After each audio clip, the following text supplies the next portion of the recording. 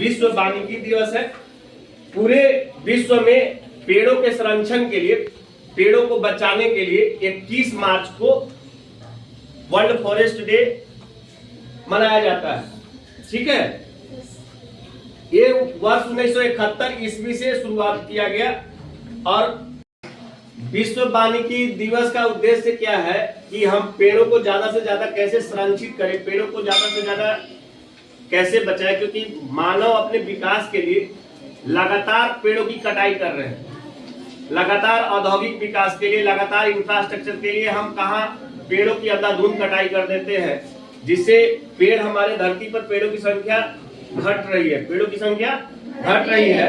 राष्ट्रीय वन नीति के तहत देश में 33.3% क्षेत्र में वन होना चाहिए, लेकिन हमारे भारत में 657.6 लाख हेक्टेयर पे भूमि पे वन है, जो पहले 22.7% था। लेकिन वो संख्या घटकर हमारा देश में क्या हो गया, 19.39% रह गया। तो अगर इसको प्रतिशत में देखें तो राष्ट्रीय वन नीति के तहत 33% होना चाहिए हमारे भारत भूमि पे वन, तो ये नहीं है। तो इसी उद्देश्य से हम लोग राष्ट्रीय वानिकी दिवस का आयोजन करते हैं अपने विद्यालय में, या पर्यावरण जो विद होते हैं वो करते हैं। और ये सिर्फ सोशल मीडिया पे दिवस मना लेने से नहीं होगा बच्चों, इसके लिए हर व्यक्ति को एक पेड़ अपने जीवन में अवश्य लगाना होगा। क्यों लगाना होगा, हम इसका विस्तृत अभी जानकारी देंगे आपके समक्ष, क्योंकि पेड़ों से हमें क्या लाभ है, पेड़ हमें क्या देते हैं, पेड़ से हम क्या लेते हैं, और लेते कुछ नहीं है। तो प्रकृति हमें सिर्फ देती है, प्रकृति एक ऐसा अनमोल उपहार है पेड़, जो हमें सिर्फ देता है, हमसे लेता कुछ नहीं है। तो हम पेड़ों के लाभ बताएंगे। और अगर हम विश्व वानिकी दिवस का इतिहास के बात करें तो 1971 में यूरोपीय कृषि परिसंघ की 23वीं महासभा में यह निर्णय लिया गया था। एक प्रसिद्ध पर्यावरणविद हुए थे कन्हैया लाल मुंशी, उनका कहना था कि वृक्षों का अर्थ है जल। वृक्ष का अर्थ क्या है, जैसा कि हमने क्लास शुरू होने से पहले बताया था कि वृक्ष का अर्थ है जल, और जल का अर्थ है रोटी। जल का अर्थ क्या है, रोटी, और रोटी ही जीवन है। तो आप इसको ऐसे समझिए बच्चों, वृक्ष का अर्थ क्या है, और जल का अर्थ क्या है, रोटी, और रोटी क्या है, आधार है जीवन का। तो आप जीवन की जरूरतें अगर कोई आपसे पूछता है तो आप बेहिचक कहते हैं कि जीवन की जो सबसे बेसिक 3 नीड्स है, 3 जो जरूरतें हैं, रोटी, कपड़ा, मकान। तो सबसे पहले जरूरत जो रोटी है, वृक्ष का मतलब हो गया जल, और जल का मतलब हो गया रोटी, क्योंकि आप बराबर कहते हैं कि जल ही जीवन है। तो वृक्ष का अर्थ हुआ जल, वृक्ष रहेगा तब जल होगा। जैसे आज वर्षा हो रही है, तो ये वृक्ष, वर्षा हो रही है तो वर्षा का जो एवरेज है भारत में वो कम हो गया।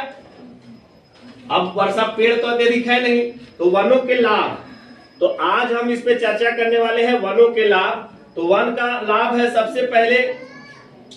सबसे पहला वन हमको देता है ऑक्सीजन उत्पादन। अगर कोई ऑक्सीजन उत्पादन का फैक्ट्री है तो वो है जंगल, पेड़ पौधे। तो जंगल जो है वो ऑक्सीजन का फेफड़ा है, और जो ऑक्सीजन है, बरगद और पीपल का एक ऐसा वृक्ष है जो हमें 24 घंटा ऑक्सीजन अनवरत हमारे वायुमंडल को प्रदान करता है। और ऑक्सीजन एक ऐसा गैस है जो पृथ्वी पे अनेक जीवों के लिए, वो ऑक्सीजन के बिना जीवन की कल्पना नहीं की जा सकती है। ऑक्सीजन ही जीवन दान वायु है, प्राण वायु है। फिर है जैव विविधता। जैसे अब ऐसा मत सोचिए कि पेड़ पौधा सिर्फ हमें ऑक्सीजन ही देते हैं। आप सोचिए, आप आसपास जब अपने जंगलों में जाते हैं या आप अपने बगीचों में जाते हैं तो पेड़ पे अनेकों आवास होते हैं, कीट पतंग, कीड़े मकोड़े, जीवाणु, कीटाणु। तो वो पेड़ जैव विविधता, बायोलॉजिकल डाइवर्सिटी को नियंत्रण में रखते हैं, परिस्थितियों को संतुलन बनाने में मददगार होते हैं। समझ में आ रहा है? yes, क्योंकि अगर पेड़ पौधे नहीं होंगे, हम कट जाएंगे, तो बहुत सारे जो जीव जंतु हैं वो कहाँ जाएंगे, उनका आवास भी तो चला जाएगा। जैसे हम यहाँ जंगल है तो आप सुनते होंगे कि जंगल में हाथी रहता है, जंगल में लकड़बग्घा रहता है, जंगल में बाघ रहता है, जंगल में सियार रहता है। तो ये जंगल अगर कट जाएंगे तो ये सब जीव जंतु कहाँ हो जाएंगे, बेघर हो जाएंगे ना। अब जलवायु विनियमन, तो देखो एक बात सुन लो पेड़ पौधे जो होते हैं, तुमने सुना होगा कि हम ऑक्सीजन अपने नाक के द्वारा ग्रहण करते हैं और कार्बन डाइऑक्साइड छोड़ देते हैं। तो अगर सब मानव ऑक्सीजन ग्रहण कर ले रहा है और सभी मनुष्य केवल कार्बन डाइऑक्साइड उत्सर्जन कर रहे हैं वायुमंडल में, तो ये कार्बन डाइऑक्साइड कौन सोख रहा है, कौन शोध रहा है। जैसे हम लोग कपड़े सुखाते हैं धूप में, तो कपड़ा जब सुखाते हैं तो उसमें देखते होंगे कि आर्द्रता जो होती है सूर्य के प्रकाश से सूख जाता है। तो उसी तरह से जो हम अपना जो कार्बन डाइऑक्साइड उत्सर्जन करते हैं वो पेड़ पौधे सोखते हैं। आप समझ गए कि जलवायु विनियमन में कैसे नियंत्रण हो रहा है। तो हम ऑक्सीजन ग्रहण कर ले रहे हैं और पेड़ पौधे क्या कर रहे हैं कि जो हम कार्बन डाइऑक्साइड उत्सर्जन कर रहे हैं वो ग्रहण कर ले रहे हैं। तीसरा बात है कि पेड़ पौधे का जल संरक्षण में लाभ है। जल संरक्षण स्वच्छ रखने में महत्वपूर्ण भूमिका निभाते हैं। और दूसरी बड़ी बात बताता हूं, चौथी बड़ी बात, दूसरी नहीं चौथी, औषधीय संसाधन। आप अनेक घर में ऐसे देखे होंगे कि पूर्वज या हमारे बाप दादा नाना नानी बीमार पड़ जाते हैं या बच्चे बीमार पड़ जाते हैं तो तुलसी के पत्ता तोड़ के लाया जाता है, बोलते हैं कि काढ़ा पिलाओ इसको। कोरोना काल में तो एक लत्तर आता था, उसका लोग बहुत मात्रा में जूस बनाते थे और ठीक होने के लिए पीते थे। बहुत सारे पेड़ पौधे जैसे नीम, शरीर में अगर कुछ फोड़ा फुंसी हो रहा है तो एक महीना आता है जो बोलते हैं कि नीम के पत्ती से स्नान कर लो। तो अगर ये पेड़ पौधे नहीं होते तो हमको औषधि कहाँ से प्राप्त होता। तो कोई भी जो हम अंग्रेजी दवाई खाते हैं तो वो पेड़ पौधों, समझ रहे हैं, जड़ी बूटी वो जंगलों से प्राप्त होते हैं, पेड़ों से प्राप्त होते हैं। तो औषधि भी प्राप्त करने के लिए हमको पेड़ों की आवश्यकता है ना। और पांचवी बड़ी बात, विपस्या मनोरंजन के लिए भी पेड़ पौधों का इस्तेमाल करते हैं हम लोग। क्यों बताते हैं कि छत्तीसगढ़ में सबसे ज्यादा वन संपदा है। तो जब वन संपदा है प्रचुर मात्रा में, तो वहां लोग पर्यटन के लिए जाते हैं, उसको देखने के लिए जाते हैं, प्राकृतिक सौंदर्य के लिए जाते हैं, उसको निहारने के लिए जाते हैं, उसको निखारने के लिए जाते हैं। क्योंकि हम प्रकृति में जब जाते हैं तो हमारा मन हर्षित होता है, मन प्रफुल्लित होता है। आराध्या सही बात है ना। क्योंकि सूखा सूखा देख के आदमी का मन सूखा सूखा हो जाता है, तो हरियाली देखता है तो उसका मन और चित्त प्रसन्न हो जाता है। तो पेड़ पौधे मनोरंजन का काम करते हैं और पर्यटन को बढ़ावा देते हैं। तो अगर हम लोग भी अपने बिहार को, औरंगाबाद जिला को अगर पेड़ पौधों से लगा के आच्छादित कर दे, उंडा पहाड़, पवई पहाड़, है ना, यहाँ खाली पेड़ पौधे हो अच्छे अच्छे, तो भारत से पर्यटक आने लगेंगे उंडा और देव में। तो हम लोग एक संकल्प लेंगे आज विश्व वानिकी दिवस पर कि अपने जीवन में एक पौधा तो अवश्य लगाएंगे जो हम हमेशा अपने आंखों के सामने देखें, उसको रक्षा करें, उसको सुरक्षा करें। और एक पेड़ तो, क्योंकि जीवन एक है तो एक पेड़ तो जरूरी है। और इसके अलावा अगर अत्यधिक पेड़ लगा सकते हैं तो आप वो भी कर सकते हैं। और सबसे बड़ी बात कि विकास सर ने अपने जीवन में 1000 पेड़ लगाया अपने गांव पर। अगर नहीं विश्वास होगा तो कभी हम ले चलेंगे अपने गांव पर। हमने 1000 पेड़ लगाया, जिसमें शीशम का लगाया, सागवान का लगाया, अमरूद का लगाया, आम का लगाया। हम अमरूद नहीं खा पाते उस बगीचा से, क्योंकि हमारे गांव वाले वो अमरूद तोड़ लेते हैं, आम भी गांव वाले तोड़ लेते हैं। लेकिन बताइए, अगर पेड़ नहीं होगा, पौधा नहीं होगा, तो हम आम कहां से खाएंगे, हम अमरूद कहां से खाएंगे, हम नारंगी कहां से खाएंगे, कोई भी फल फ्रूट्स जो हम सब्जियां हरी हरी, आज पिताजी पालक ले आइएगा, तो ये हरी हरी सब्जियां जो हमारे थाली में आ रहा है, व्यंजन बन के परोसा जा रहा है, ये कहां से आ रहे हैं, पेड़ पौधों से। तो पेड़ पौधा से क्या लाभ है बच्चों, हरी हरी सब्जियां प्राप्त हो रही है, फल प्राप्त हो रहा है, ठीक है ना। अब शैक्षिक जानकारी, शैक्षिक पहल, पेड़ पौधों से हमें, पेड़ पौधों का एक डिपार्टमेंट है। जिस तरह से आदमी कहता है पेड़ पौधा भी एक विभाग है।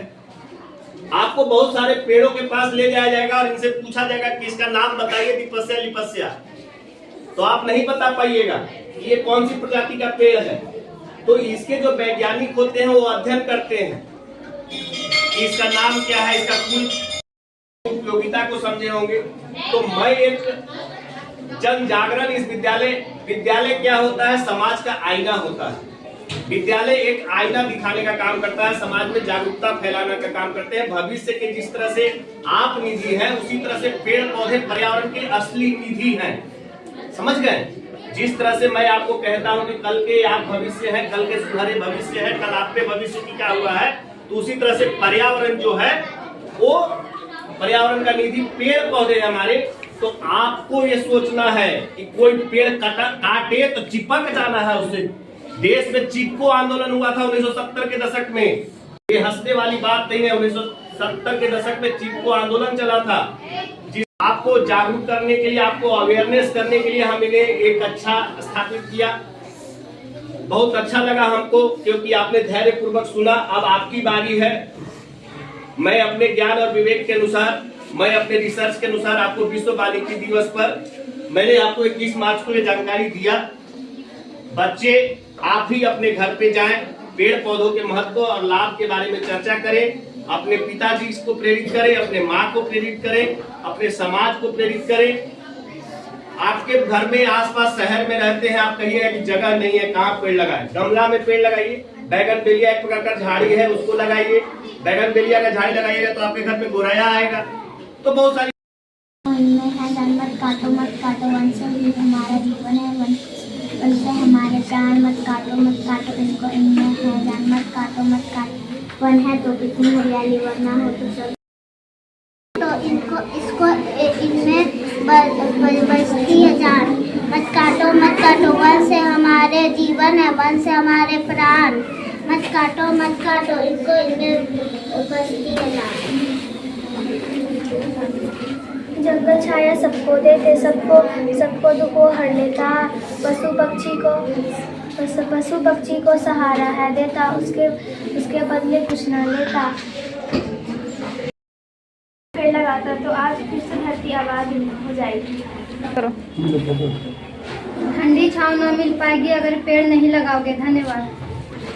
वन करे यही पुकार, हरा भरा कर दो संसार। वन पृथ्वी का गहना है, यह हम सबका कहना है।